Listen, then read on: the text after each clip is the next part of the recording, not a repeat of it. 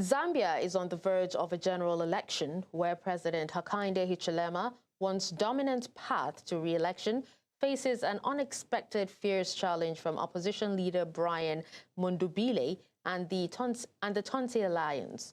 Now, despite Hichilema winning in a landslide in 2021, public frustration has surged over persistent real-world pressures.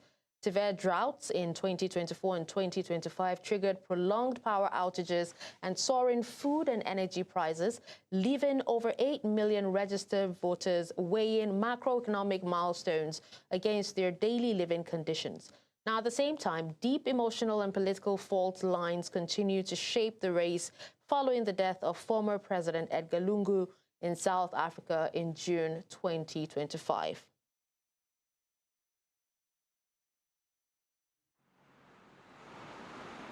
The countdown to who will lead the copper-rich country into its next chapter has begun.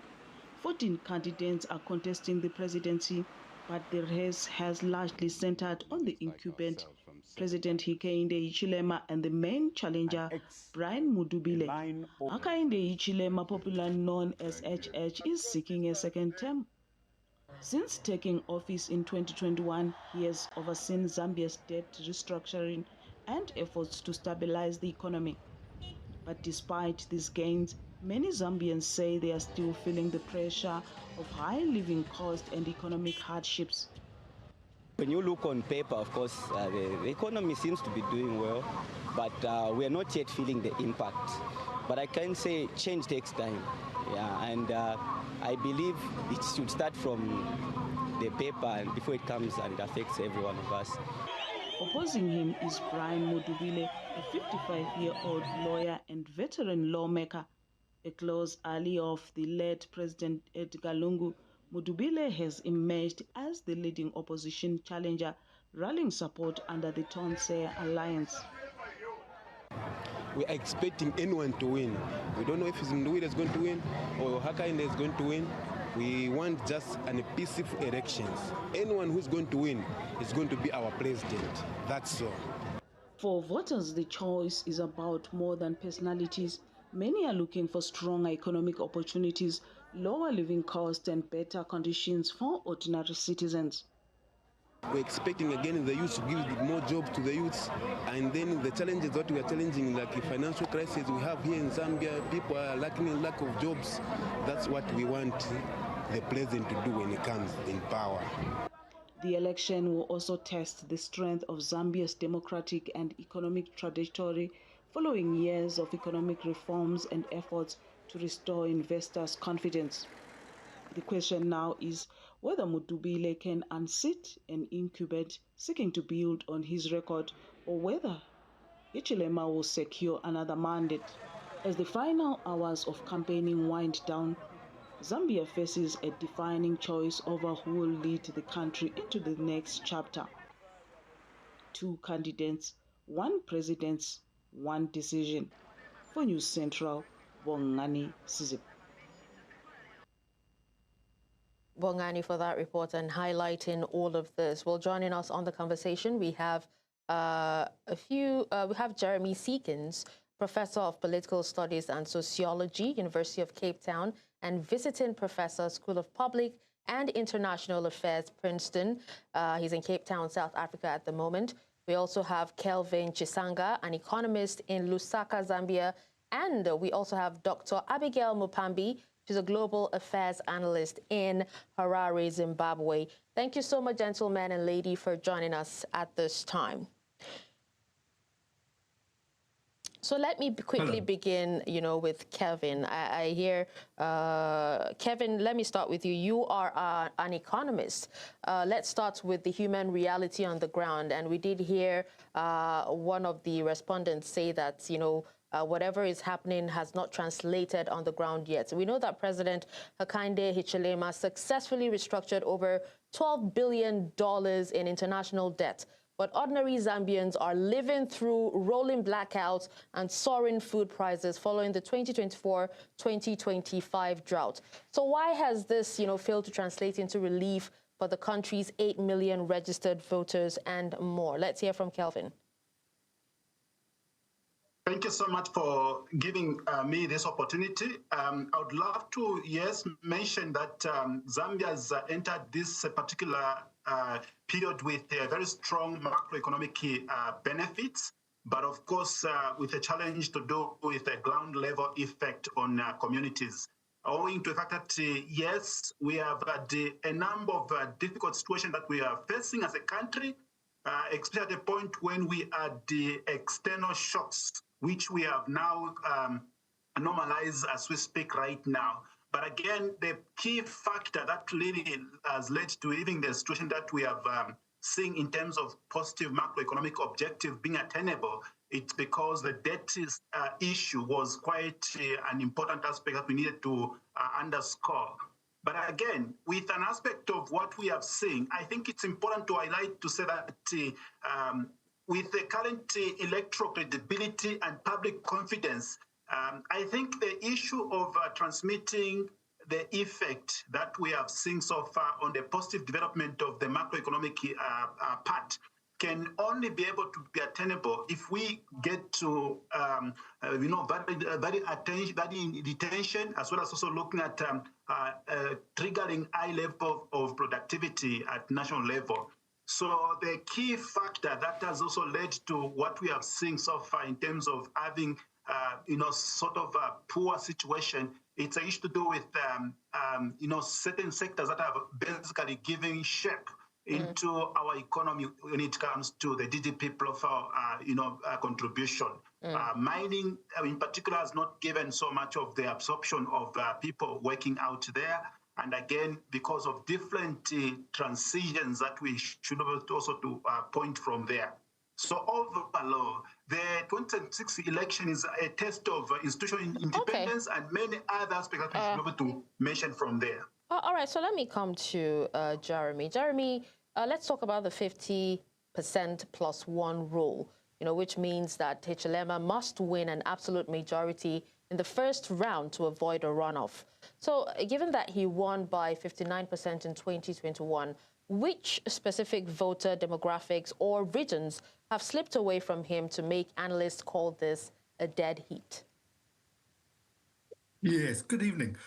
In 2021, in the last election, HH, as he's known, Hakainde Hichilema, as you say, won by a landslide, almost 60% to the incumbent, then incumbent's less than 40%. So it was a very, very impressive victory.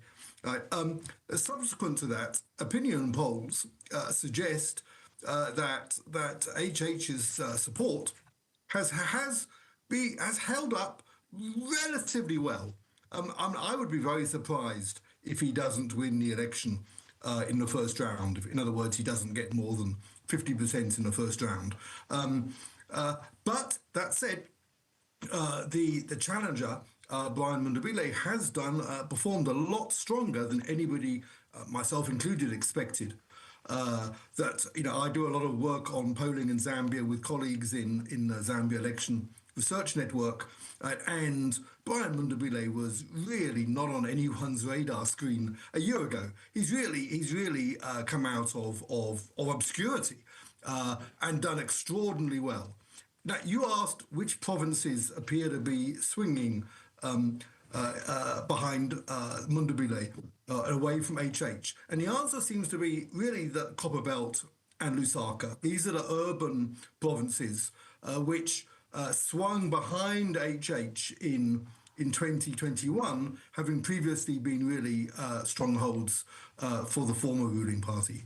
So it's the urban areas of Copperbelt and Lusaka which really appear to have defected from HH and his party. Okay. Let's come to Dr. Mupambi now. And let's talk about, the unburied remains of former President Edgar Lungu in South Africa, which has become a massive political flashpoint. And I'll also love to hear Jeremy's take on this as well. How much of the opposition's momentum in northern Zambia is caused by genuine policy critique versus emotional outrage over this feud between the Lungu family and the state? Well, thank you so very much. It is a serious factor the Lungu sector is playing quite a major role in this particular election.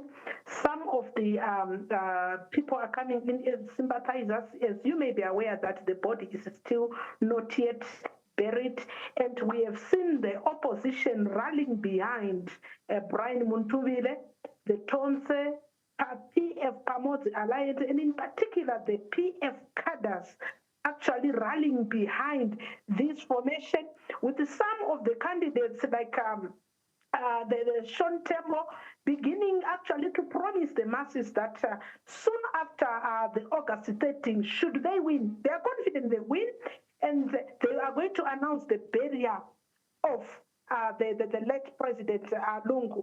That alone speaks to how much the Lungu sector is playing a major role in this whole matrix. But I also feel that the incumbent president should have done probably much in also managing this political dynamic, because if you look at the moment, more than 30 political parties, smaller political parties have come together behind the agenda, which is seemingly a PF agenda, sympathizing factor behind Brian Mundubile, and also the other elements like the sympathy drawn because of the violent environment that is right now erupting in Zambia.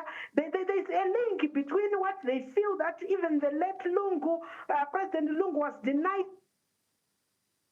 This sympathy, extreme sympathy aspect is actually a factor in this particular election. And this is what I feel. I also feel that they are anchoring their campaign behind even the words of the late president. So I think there is a bigger factor coming from that issue. Whether it's ethical or it's unethical, it's another question. But they are actually anchoring their campaign in that direction. All right, so let's go ahead and hear Jeremy's thoughts on the Lungu, versus the state. Yeah, so I think I agree with the other commentators. I think that the Edgar Lungu burial issue appears to me to really be a symbolic one. What it really symbolises for large numbers of voters in those parts of the country which previously has supported not HH's party, but Edgar Lungu's party, the PF. What it symbolises for them is HH's disinterest, insensitivity to their concerns. So if you're a voter in the various northern parts of Zambia, even possibly you're a voter in Lusaka and the Copperbelt, right? You look at this and you say, HH is, he's not a president for all the people. He's actually abusing his power. He's throwing his weight around. And this resonates with a growing anxiety that HH has been deploying some fairly heavy-handed measures. He seems to be a bit of a slide towards a more authoritarian rule than any of us expected. The police have been breaking up some opposition rallies, making it difficult for the opposition and so on. They wouldn't do this, of course, without the presidential instruction. So I think that the Edgar Lungu burial issue is, as I say, it symbolises growing anxiety about HH, especially in those parts of the country that were never historically his strongholds in the first place. Okay, so let me come back to Kelvin. Kelvin, if you can hear me, Dr. Mupambi did talk about Brian Mundubile, who is heading the Tonse Alliance challenge. But then the coalition itself, we know, has seen or has weathered severe internal splits, court challenges, and factional expulsions. So is the Zambian electorate seeing a viable, united, alternative government in Tonse Alliance? At the moment, it's a mixed situation that we are facing, especially at a point when we have about 8.8 million registered voters. And of course, we're looking at having 14 presidential candidates. With 10 provinces and also with the 26 constituencies which need to be looked into, this basically is presenting an opportunity for most of the Zambians in the case, but with regards to what we are seeing between the two people, that's HH and Mundubile, there are a lot of contradictory aspects that are also taking place in between, because HH's people are thinking that Mundubile is coming with a united opposition, which has a past events of Edgar Lungu and many others. And if you are to just dive back into what basically transmitted in the minds of Zambians in regards to what happens during the time of Edgar Lungu, the narrative is totally different. And again, if you look at HH's position, HH has brought a lot of credibility to the governance system, has brought a lot of things that are basically accountable and making Zambia to be more progressive in terms of its outlook. And again, if you also just look at the major aspect of what has been underscored by the current regime, I think there is too much peace. Even when you are to come to them, looking at what is basically prevailing in the country, you will not even be able to see as if you are going to election, because there is too much peace. I should be able to put across there. Though there could also be some spotlight of certain pockets of violence that we should be able to highlight, which in any case, the two camps also are blaming each other, saying probably it could be an issue of opposition also trying to make the other party look bad. But what I should be able to just put across here in reference to your question, I think for me, this is a most major democratic exercise which is got considerable significance in terms of trying to change Zambia's narrative as far as economic structure is concerned. Okay. And remember, Zambia has about 35 years of multi-party democracy since 1991. This peaceful transfer that we see in the Zambian electoral process, basically it's also important for the economic growth of this country. And much more a reputation for Zambia's democratic resiliency model. Yeah.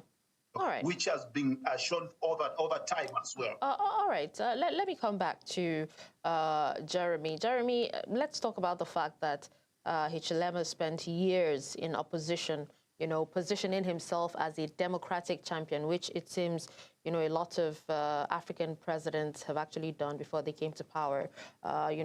He, as a democratic champion, including surviving prison on treason charges. Yet human rights groups and opposition leaders now accuse his administration of restricting rallies and using state institutions against political opponents. So how does the administration defend itself against claims that it is falling into the same authoritarian habits it once fought? Well, for the most part, the government says they're not doing this. The police are doing their thing, and the electoral commission is doing their thing, and the registrars of political parties are doing their thing. So that the government is mostly denying that they are really responsible. But I don't think anyone really buys that. I think that the government, the ruling party, the UPND, has clearly abandoned some of its more pro-democratic commitments. In 2021, and after the election, there was, as you say, there was widespread hopes that the HH's election would reinvigorate the checks and balances in the system in Zambia, and to some extent that really has happened. I mean, I think that it would be completely wrong to say that the elections this year are like the elections in the past when the ruling party just intimidated opponents massively. I mean, the transgressions this year are relatively minor compared to some elections in the past, right? But there are some, and that is a bit concerning. So we'll have to see what happens tomorrow. A big question is turnout, right, in the elections, right? The president, as you pointed out at the beginning, the winning candidate has to get 50% plus one. So it's really important for the candidates that they get a high turnout in their areas, and preferably a low turnout in those areas supporting the opposition. Now, HH has got overwhelming support, absolutely massive support across his stronghold provinces, Southern Province, Western Province, Northwest Province, absolutely massive, and they'll really be pulling out all of the stops to get their voters out. And I'm sure that the police and other state functionaries will be helping. Right? The big question is really whether there's any abuse of power to try and suppress turnout in those areas where voters would not be voting for HH. We're only going to really know, I think, in the coming days, whether there have been abuses of power and voter suppression. All right, so let me come to Dr. Mupambi, because Jeremy did say that the UNDP has abandoned its democratic, commitments, but then Zambia also updated its electoral framework to a mixed member majoritarian system, creating 40 proportional seats, including 20 reserved for women and 15 for youth. So, Dr. Mupambi, will this constitutional shift dilute parliamentary control or consolidate UPND's dominance across the 20 or 280 seats National Assembly? Well, thank you very much. Electoral reforms towards election, and in particular, in this instance, critics and the opposition has always been accusing the ruling party of wanting to consolidate power, but with the dynamics at the moment, personally, I feel that the issue is not around the system that has been introduced by electoral reform. The issue is about the operational environment. Is it allowing all players to participate and benefit within the very introduced reform and the very introduced system? For me, this is the question in the House. This is the elephant in the House. Yes, we have seen the reforms. Even before we talk about this, we saw other radical reforms like the cyber security, like the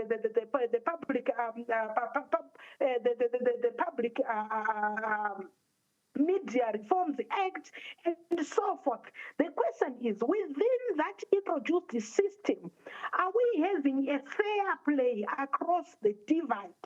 So that whoever who can ascend to those positions, be it by proportional representation, secondment, they can still do that free and fair. For me, this is the issue. And of course, we know that it is common cause that sometimes when these reforms are coming, particularly ahead of an election, it is difficult for people to sanitize the process as independent or as sincere. So I think at the moment in Zambia, for me, having observed these elections coming closer, I have seen less contestations around the very system, but rather the contestations has been around reforms that are shrinking the operational environment and the participatory space, including the cyber security bill that has seen some of the candidates that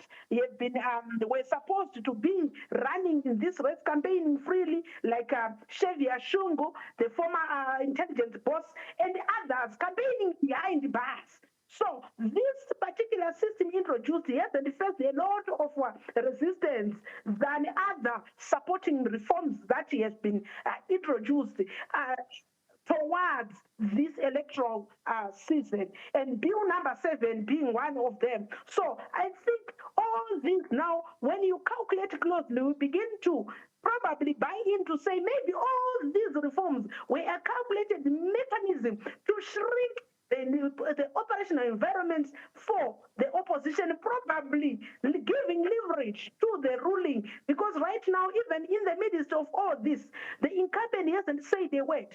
He hasn't openly condemned what has happened. He hasn't openly actually said a position about the outcries, even as international observers are speaking, even as the Christian community is speaking. So that raises a number of suspicious questions. But I think basically what we are seeing right now in Zambia is actually a concoction of a number of issues and a number of factors and a heating, rising up of political environment ahead of course, it's now about 2 days away for us to go for this particular polls. The question is, do we have a fair all right, environment to get these things conducted, Dr. this election conducted?